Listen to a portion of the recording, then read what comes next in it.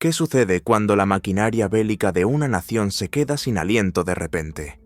Imagínese esto. Usted es el líder de una superpotencia militar. Sus tanques avanzan por suelo extranjero.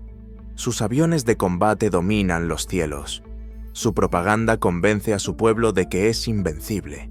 Pero entonces, una noche, el combustible deja de fluir.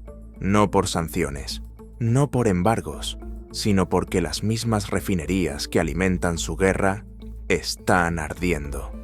He aquí la paradoja de la que nadie habla.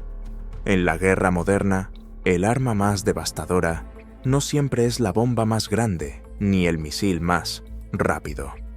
A veces, es un ataque calculado contra una sola instalación industrial a cientos de kilómetros del frente, lo que pone de rodillas a todo un imperio. Esto no es ciencia ficción. Esto está sucediendo ahora mismo en el corazón de Rusia. Y lo que está a punto de presenciar no es solo estrategia militar, sino una lección magistral de guerra asimétrica que está reescribiendo las reglas del conflicto del siglo XXI. Las imágenes que ve no son de ciudades ucranianas bajo ataque. Son imágenes de lugares que la maquinaria propagandística del Kremlin quiere ocultar a toda costa. ¿Y la gente que grita presa del pánico? Son ciudadanos rusos viendo cómo su propio cielo se ilumina con llamas. Si quieres ver más vídeos como este, dale a me gusta, suscríbete y activa las notificaciones. Así ayudas mucho al crecimiento del canal. Ahora, déjame mostrarte lo que ocurrió las noches del 14 y 15 de noviembre, y por qué esas 48 horas podrían haber cambiado por completo el rumbo de esta guerra. Y aquí vamos de nuevo. El sonido de las explosiones, el cielo nocturno iluminado por el fuego. Pero fíjate bien en estas imágenes. No son de Kiev, ni de Yarkov, ni de Odessa. Esto es Volgogrado. Esto es Riazán. Son imágenes del interior de Rusia, de ciudades que el Kremlin jamás imaginó que verían la guerra. Solo soy un estudiante de Marruecos, dice un joven con voz temblorosa. Es la primera vez que vivo algo así aquí. Samara, Saratov. Los días 14 y 15 de noviembre, refinerías de estas ciudades rusas fueron atacadas casi simultáneamente. Y por primera vez, estos ataques se llevaron a cabo con un sistema de armas que está causando conmoción en el mando militar ruso. El vehículo aéreo no tripulado a reacción Bars. Observen atentamente este vídeo. Este es el momento del impacto en Samara. No se trata de escombros cayendo, es precisión quirúrgica. El debut del Bars tuvo lugar en la refinería de Riazán, ubicada a unos 470 kilómetros de la frontera con Ucrania. Pero ampliemos la perspectiva y veamos el panorama general. Permítanme mostrarles la brillantez geográfica de esta operación. La inteligencia ucraniana no actuó al azar.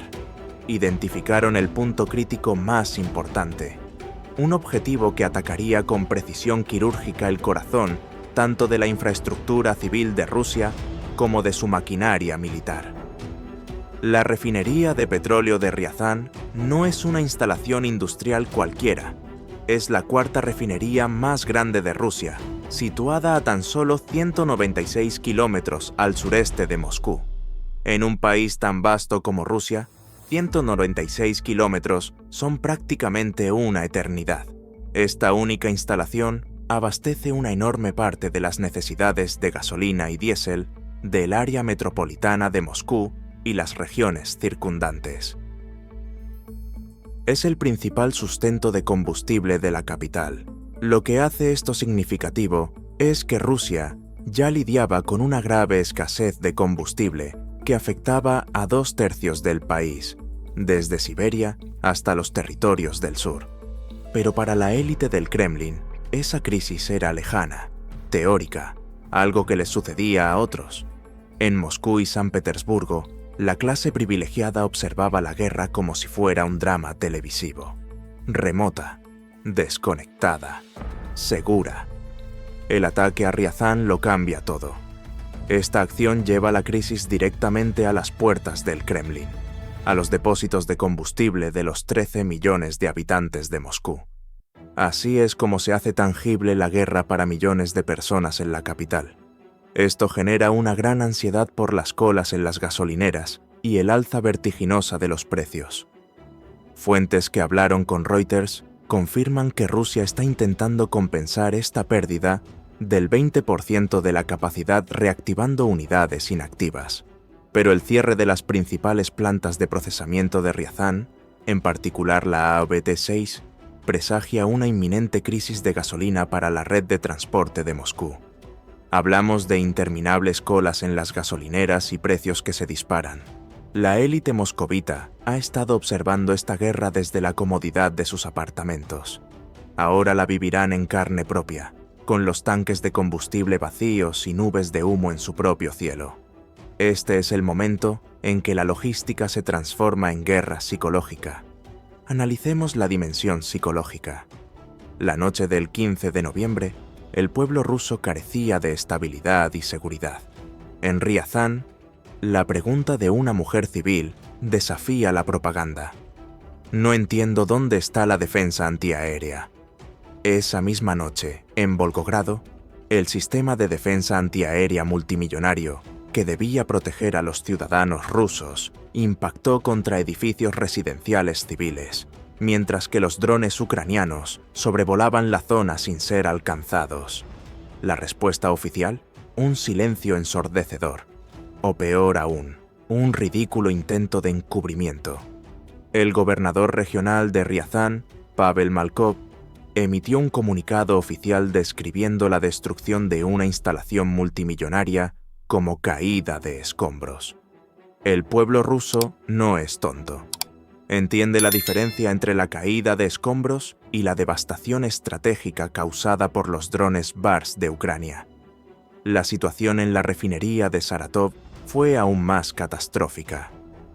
Fuentes informaron a Reuters que, tras el ataque inicial del 11 de noviembre, la planta detuvo por completo sus operaciones de procesamiento primario. El ataque del 14 de noviembre podría extender este cierre hasta finales de mes. Detengámonos un momento y analicemos lo que esto realmente significa. Esto no fue un ataque de hostigamiento. Fue una campaña de destrucción económica. Como mínimo, 4 importantes refinerías están actualmente fuera de servicio o funcionando muy por debajo de su capacidad. Esto no solo significa menos combustible para los tanques y aviones en el frente. Esto significa gasolina más cara para los ciudadanos rusos, menores ingresos por exportaciones para el Kremlin y un dolor de cabeza cada vez mayor para Putin. Sí, la crisis del combustible es un dolor de cabeza. Pero la dimensión militar de esta historia es mucho más oscura y estratégica que el aspecto civil. El verdadero objetivo es un producto químico muy específico, fabricado por estas refinerías, el queroseno de aviación TS-1. Aquí es donde la tecnología BARS se vuelve verdaderamente devastadora. El BARS no es realmente un dron, se asemeja más a un misil de crucero ligero. Según datos verificados por analistas de inteligencia de fuentes abiertas y fuentes ucranianas, el BARS puede alcanzar objetivos a una distancia de hasta 800 kilómetros. Aún más importante, transporta una ojiva con una capacidad explosiva de hasta 100 kilogramos. Pero su característica más letal: la velocidad, a 700 kilómetros por hora, combinado con su capacidad de vuelo a baja altitud y una mínima firma de radar. El BARS representa una pesadilla incluso para los aclamados sistemas de defensa aérea S-400 de Rusia. Los estrategas militares ucranianos comprenden algo crucial. Un simple dron propulsado por hélice puede provocar un incendio en un tanque de almacenamiento, pero las instalaciones pueden repararse con relativa rapidez. Sin embargo, la ojiva de 100 kilogramos y la energía cinética del BARS están diseñadas para la aniquilación estructural, destrozando unidades de procesamiento complejas e infraestructura de oleoductos irreparables. La declaración del Estado Mayor ucraniano fue contundente. Los ataques impactaron unidades de procesamiento, tanques de almacenamiento de combustible y redes de oleoductos. Ucrania quería que estas instalaciones quedaran fuera de servicio durante semanas, posiblemente meses, no dañadas, destruidas. Y lo consiguieron. Esto crea un dilema logístico imposible para las fuerzas aeroespaciales rusas y la administración del Kremlin. ¿Qué hacemos con nuestras limitadas reservas de combustible restantes? Opción 1. Enviar combustible a las gasolineras de Moscú y San Petersburgo para apaciguar el descontento popular y mantener la estabilidad del régimen. Opción 2. Enviar combustible a los cazas Su-34 y tanques en el frente para continuar las operaciones militares. Ahora examinemos las consecuencias de estas opciones. La refinería de Riazán produce aproximadamente 840.000 toneladas anuales de combustible para aviones TS-1 de alta calidad. Esa misma noche, a cientos de kilómetros al este, la refinería de Novokuybishevsk, en la región de Samara, otra planta gigante con una capacidad de procesamiento anual de 8,8 millones de toneladas, también fue atacada. Es un proveedor crucial de combustible para aviones para las Fuerzas Armadas rusas, quienes dependen directamente de este combustible TS-1. Las fuerzas aeroespaciales rusas, específicamente los Su-34, que sobrevuelan diariamente ciudades ucranianas lanzando bombas guiadas letales. Los Su-25, que bombardean posiciones en primera línea. Los bombarderos estratégicos. El combustible de aviación para aviones de guerra no es como la gasolina para automóviles. Es un líquido extremadamente refinado que contiene aditivos especializados que solo pueden producirse en instalaciones específicas. Utilizando drones BARS, Ucrania ha reducido a cenizas las reservas de combustible para bombarderos de Putin. Estos ataques constituyen una estrategia de embargo de combustible diseñada para inmovilizar indefinidamente las aeronaves rusas en las pistas de aterrizaje. Las consecuencias de estos ataques a refinerías van mucho más allá de los tanques en llamas en Riazán o las colas para repostar gasolina en Moscú. Afectan directamente a la arquitectura de seguridad geopolítica de Europa y al núcleo de la economía de guerra del Kremlin. Para detener a un ejército, no hay que atacar sus tanques, sino el combustible que los mueve y el tesoro que lo convierte en dinero. Durante meses, los servicios de inteligencia de los estados bálticos, Estonia, Letonia y Lituania, y Polonia han expresado una preocupación justificada e intensa.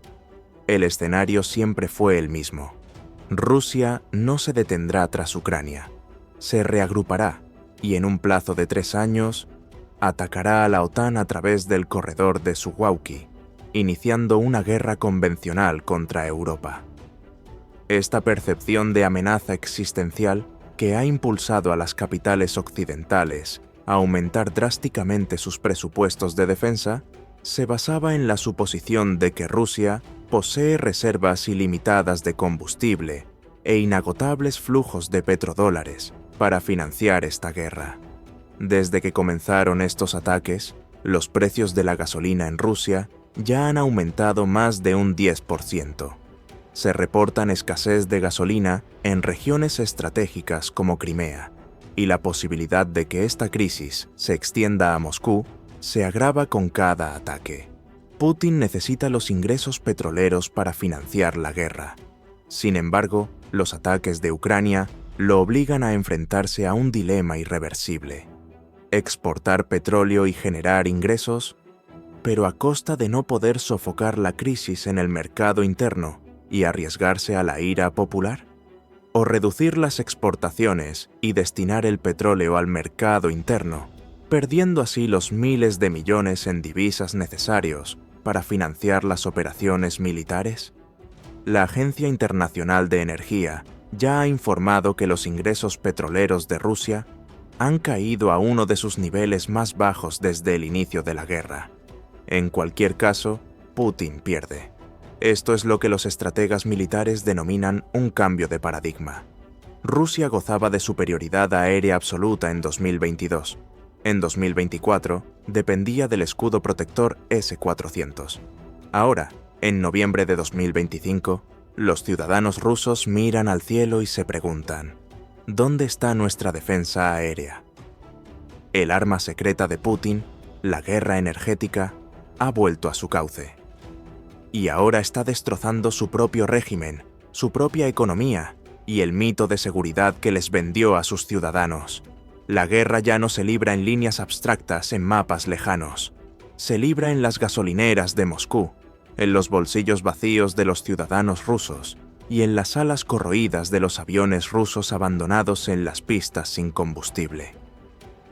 Mientras el Kremlin intenta condenar a Ucrania al frío y la oscuridad del invierno, ahora siente el gélido aliento de su propia crisis energética en la nuca. ¿Qué opinas de este cambio estratégico en la guerra? ¿Cambia esto nuestra comprensión del conflicto moderno?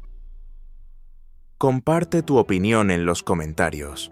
Para estar al tanto de estos acontecimientos, suscríbete a nuestro canal y activa las notificaciones. Cada visualización, me gusta y compartida nos ayuda a seguir ofreciéndote este análisis. Gracias por ver el vídeo. Nos vemos en el próximo.